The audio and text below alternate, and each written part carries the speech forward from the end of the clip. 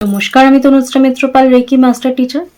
আজকে যে বিষয় নিয়ে আলোচনা করতে এলাম সেটা হচ্ছে লাফিং বুদ্ধ।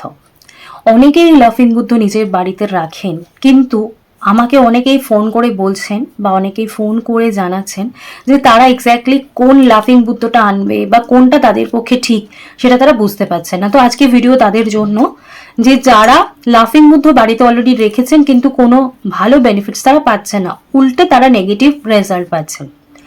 তো কোন লাফিং বুদ্ধ আপনার বাড়িতে রাখা উচিত আর কোন লাফিং বুদ্ধ আপনার বাড়িতে রাখা উচিত নয়, এবং লাফিং বুদ্ধ আপনি যে রাখছেন তার সমস্ত কিছু ডিটেলস আপনাকে আমি জানাবো আজকের ভিডিও তাদের জন্য।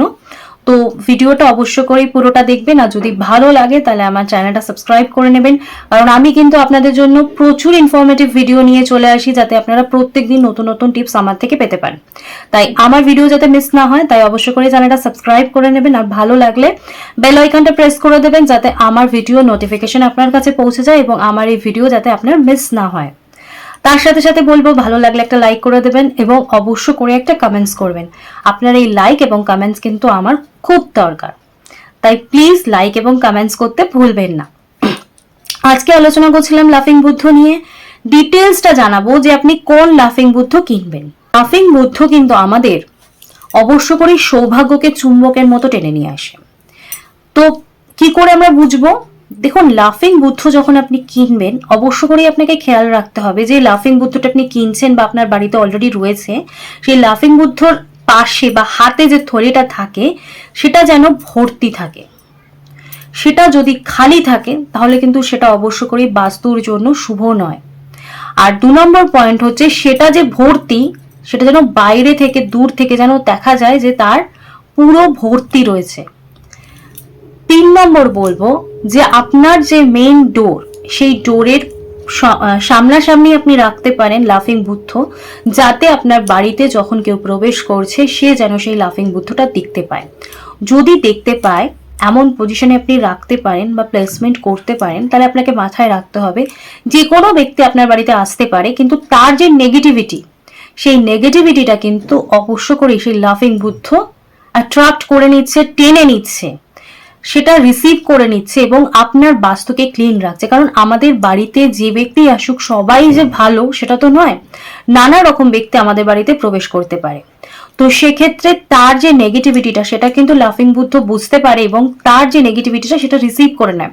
তার জন্য আপনার বাস্তু কিন্তু ক্লিন থাকে। তাই অবশ্য করেই এগুলো মাথায় রেখে লাফিং বুদ্ধ কিনবেন এবং লাফিং বুদ্ধকে রাখবেন। আপনার মনে যদি হয় যে আপনি অনেক রকম সমস্যার মধ্যে রয়েছেন, অনেকগুলো আনসার আপনার মধ্যে আসছে, কিন্তু কোনটা এক্স্যাক্টলি আপনার করা উচিত সেটা আপনি বুঝতে পারছেন না, তো ডিসিশন নিতে যদি আপনার সমস্যা হয়, সেক্ষেত্রে কিন্তু লাফিং বুদ্ধ অবশ্য করেই আপনার বাড়িতে রাখা উচিত। এটা কিন্তু আপনার ডিসিশন নিতে আপনাকে সাহায্য করবে। নেক্সট যেটা বলবো সেটা হচ্ছে, আপনি যদি মাটির লাফিং বুদ্ধ না পান হাতের কাছে, তো আপনি অবশ্য করেই মেটালের লাফিং বুদ্ধ সংগ্রহ করতে পারেন, যেটা আপনি অবশ্য করেই আপনার বাড়িতে রাখতে পারেন। এবং এই মেটালের লাফিং বুদ্ধ কিন্তু আপনার বাস্তুর সমস্ত নেগেটিভিটিকে রিসিভ করে নেয়, যে কোনো নেগেটিভিটিকে রিসিভ করে কিন্তু আপনাকে একটা পারফেক্ট ক্লিন একটা পজিটিভ সিচুয়েশন তৈরি করে আপনার বাস্তুর, এবং সেটা কিন্তু আপনার জন্য সৌভাগ্যকে অ্যাট্রাক্ট করতে সাহায্য করে।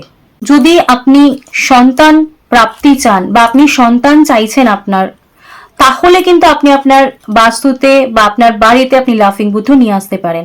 অর্থাৎ সন্তান প্রাপ্তিতে যদি আপনার জীবনে মনে হচ্ছে কোনো বাধা রয়েছে, সেই বাধা কিন্তু লাফিং বুদ্ধ কাটিয়ে দেয়। তাই যারা সন্তান চান, যারা মা বাবা হতে চান, তারা কিন্তু লাফিং বুদ্ধ রাখতে পারেন। এতে কিন্তু আপনার সন্তান প্রাপ্তির যে বাধা, সেই বাধা কিন্তু কেটে যায়। নেক্সট যেটা বলবো সেটা হচ্ছে, অবশ্য করে লাফিং বুদ্ধ যদি আপনি বাড়িতে আনেন এবং সেটাকে রাখেন, তাহলে অবশ্য করে উঁচু কোনো স্থানে রাখবেন। নিচু কোনো স্থানে যদি আপনি লাফিং বুদ্ধ রাখেন, অবশ্য করে তিনি গড, ভগবান, তাই তাকে যদি আপনি নিচে রাখেন, সেখান থেকে কিন্তু অবশ্য করে আপনি নেগেটিভ রেজাল্ট পাবেন। পজিটিভ রেজাল্ট পাওয়ার জন্য আপনাকে কিন্তু ঈশ্বরকে সম্মান দিয়ে, ভক্তি দিয়ে তাকে আগে তার আসনে বসাতে হবে। তাই অবশ্য করে সঠিক স্থানে তাকে বসান, উঁচু কোনো জায়গায় রাখুন, দেখবেন আপনি সেখান থেকে পজিটিভ এনার্জি পাচ্ছেন এবং আপনার বাস্তু ক্লিন থাকছে এবং আপনার সৌভাগ্য কিন্তু আপনার সাথে থাকছে। এটা বলবো, আমরা যেমন ঠাকুরের আসনে বসে ভগবানকে পুজো করি ধূপ ধুনো দিয়ে, ফল মূল দিয়ে, লাফিং বুদ্ধকে কিন্তু ধূপ ধুনো দিয়ে বা ফল মূল বা মিষ্টি দিয়ে পুজোর কোনো প্রয়োজন নেই।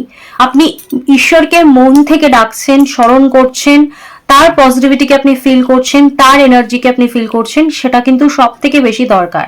তাই অবশ্য করেই আপনাকে এটা মাথায় রেখে আপনাকে এই কাজগুলো করতে হবে, এই স্টেপগুলো রাখতে হবে। তাহলে দেখবেন আপনার যদি বাস্তুতে লাফিং বুদ্ধ থেকে থাকে এবং সেখান থেকে যদি আপনি মনে হচ্ছে আপনি কোনো নেগেটিভ রেজাল্ট পাচ্ছেন বা আপনি কোনো রেজাল্ট পাচ্ছেন না, দুটোই হতে পারে, সেটাকে আপনি চেঞ্জ করে আপনি পজিটিভ রেজাল্ট পেতে পারেন এবং আপনার সৌভাগ্য কিভাবে খুলে যায় সেটাও কিন্তু আপনি এই টিপসগুলো মাথায় রেখে যদি চলেন অবশ্য করেই দেখতে পাবেন তার রেজাল্ট।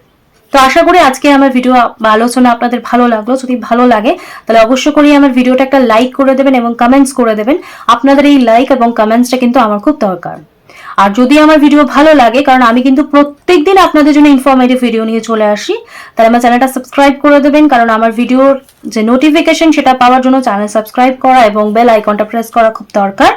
আর আমার ভিডিও যাতে আপনার বন্ধু বান্ধব আত্মীয় স্বজন সকলে পায়, তার বেনিফিট যাতে সকলে নিতে পারে, তাই প্রচুর প্রচুর শেয়ার করবেন। তো আজকে আমার আলোচনা এখানেই শেষ করলাম। সকলে সুস্থ থাকবেন, ভালো থাকবেন, নমস্কার।